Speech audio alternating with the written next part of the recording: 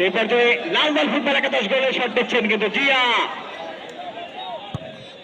Cricket moment চলছে এই মুহূর্তে কিন্তু মাঠে।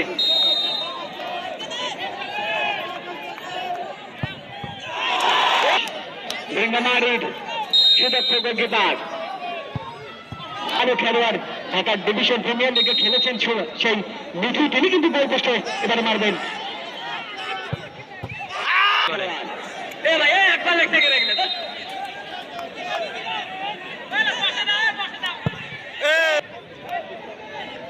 গোল পোস্টে কিন্তু সুমন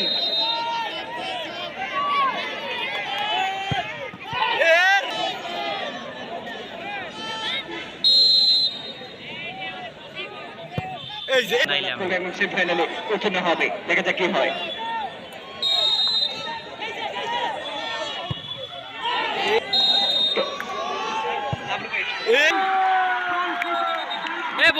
বলগুলো নাও